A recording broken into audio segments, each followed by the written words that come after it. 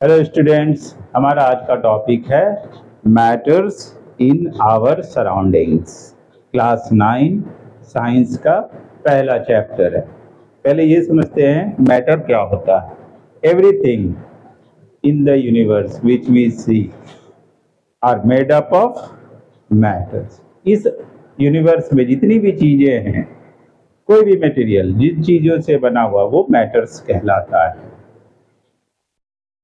Everything in this universe which we see are made up of materials called matters. अब ये matters के chemical nature को हम बाद में बात करेंगे। इस वीडियो में हम इसके फिजिकल नेचर, फिजिकल स्टेट्स, इनके बारे में बात करने वाले हैं। आज हम मैटर के फिजिकल प्रॉपर्टीज को समझने वाले हैं इस वीडियो में। फिजिकल नेचर ऑफ मैटर, इसका मैटर का फिजिकल नेचर क्या होता है। Number 1, it is made up of particles. ये बहुत ही छोटे छोटे पार्टिकल्स से मिलकर बना होता है। अब ये पार्टिकल्स से ही बना होता है, ये हम कैसे मान लें? हो सकता है ये लेयर वाइज हो, लेकिन ऐसा नहीं है।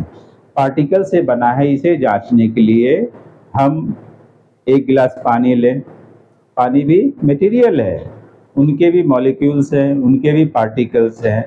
उसमें हम सॉल्ट या शुगर को घोले तो हम देखेंगे वो डिसअपियर हो जाता है। डिसअपियर होने का मतलब है कि पहले से जो वाटर के उसमें पार्टिकल्स थे, उनके बीच जो गैप्स थे, उन गैप्स में वो फिलअप हो गए हैं। इसका मतलब काफ़ी छोटे छोटे पार्टिकल्स से बना हुआ होता है मैटर।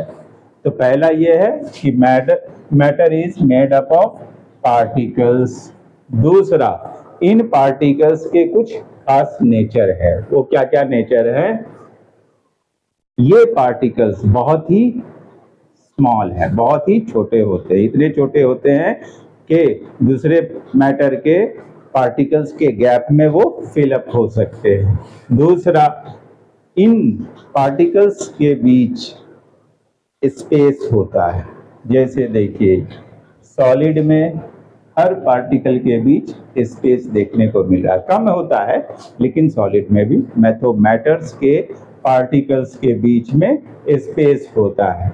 तीसरा, काइनेटिक एनर्जी होने की वजह से इनके जो मैटर्स के पार्टिकल्स हैं वो कंटिन्यूअसली मूविंग पोजीशन में रहते हैं, कंटिन्यूअसली मूव करते रहते हैं। जैसे जैसे टेम्परेचर हम इंक्रीज करते हैं वैसे वैसे इनका जो है मूवमेंट, इनका जो ये पावर है, काइनेटिक एनर्जी बढ़ता चला जाता है। यही वजह है कि चीनी वगैरह को अगर हम गर्म टेम्परेचर बढ़ाएं तो वो बहुत जल्दी से घुल जाता है। आगे है पार्टिकल्स अट्रैक्ट ईच अदर। ये जो पार्टिकल्स होते हैं ये फोर्स ऑफ अट्रैक्शन की वजह से एक दूसरे को अट्रैक्ट करते, एक दूसरे को बांधे रहते हैं। ये इनके पार्टिकल्स का नेचर है। अब बारी आती है स्टेट ऑफ मैटर। चाहे कुछ भी हो, कोई भी चीज हो, ये 3 स्टेट में पाए जाते हैं। पहला है सॉलिड स्टेट। सॉलिड क्या है? सॉलिड मैटर का वो स्टेट होता है जिसमें उसका अपना एक फिक्स शेप होता है, अपना एक फिक्स वॉल्यूम होता है, उसकी बाउंड्रीज लाइन वो फिक्स होती है। उन्हें हम सॉलिड कहते हैं। उन्हें हम कंप्रेस करके उनके शेप को बदल नहीं सकते। फॉर एग्जांपल, थोड़ी सी कंफ्यूजन आएगी कि सर यहाँ पे मैंने स्पंज को दाबा, कंप्रेस हो गया, लेकिन जैसे ही आपने उस पर से फोर्स हटाया तो वापस वो अपनी शेप पे आ गया। रबड़ के साथ भी ऐसा ही होता है। तो इनका अपना एक फिक्स्ड शेप होता है। और सबसे ज्यादा आपस में इनके ही पार्टिकल्स एक दूसरे को अट्रैक्ट किए रहते हैं, इसलिए इनके बीच स्पेस बहुत कम होता है और इनको आसानी से हम अलग भी नहीं कर सकते। अगर अलग करेंगे, इनके शेप को बदलने की कोशिश करेंगे तो ये टूट जाएगा, लेकिन ये अपने आप ये अपना शेप बदल नहीं सकता है। तो इस शेप को हम सॉलिड कहते हैं। दूसरा है लिक्विड।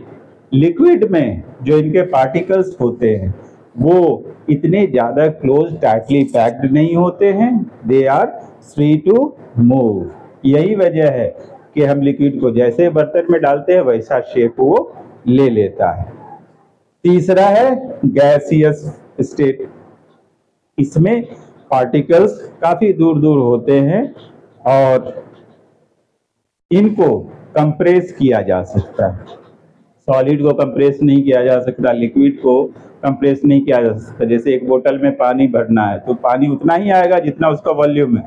अब हम ऊपर से कितना भी कंप्रेस करें हम और लिक्विड उसमें नहीं भर सकते, लेकिन गैस को कंप्रेस किया जा सकता है। जैसे हमारे यहाँ घरों में ही कुकिंग गैस आता है, एलपीजी या सीएनजी वगैरह लेते हैं तो सिलेंडर में उसे कंप्रेस करते हैं, क्योंकि उनके बीच जो एटम्स है उनके बीच काफी स्पेस होता है। कंप्रेस करने पे वो एक दूसरे के नजदीक आते हैं। तो ये 3 स्टेट होते हैं। अब ये 3 स्टेट को ये इंटरचेंजेबल भी होते हैं। अगर हम सॉलिड को हीट दें तो ये लिक्विड में कन्वर्ट होगा, लिक्विड को और हीट दें तो ये गैस में कन्वर्ट हो जाएगा। ये हम इनके फॉर्म को बदल सकते हैं। इसी के उल्टा रिवर्स, अगर हम गैस को कूल डाउन करें, ठंडा करें तो वो लिक्विड में कन्वर्ट हो जाएगा। लिक्विड को और कूल करें तो वो वापस सॉलिड में कन्वर्ट हो जाएगा। तो ये जो 3 स्टेट हैं मैटर्स के, ये इंटरचेंजेबल होते हैं। इसमें टेम्परेचर का बहुत बड़ा रोल होता है। टेम्परेचर को हम इंक्रीज करके सॉलिड को लिक्विड, लिक्विड को गैस में बदल सकते हैं। इसके उलट टेम्परेचर को डिक्रीज करके हम गैस को लिक्विड और लिक्विड को सॉलिड में कन्वर्ट कर सकते हैं। कुछ ऐसे स्पेशल केसेस होते हैं जहाँ पे सॉलिड से डायरेक्ट गैस बनता है या गैस से डायरेक्ट सॉलिड होता है। तो ये हुआ। अब बारी आती है इवेपोरेशन की। इवेपोरेशन क्या होता है? टेम्परेचर की वजह से जो वाटर के मॉलिक्यूल्स हैं वो राइज होते हैं, राइज होकर एटमॉस्फेयर में मिलते हैं। इसी प्रोसेस को हम इवेपोरेशन कहते हैं।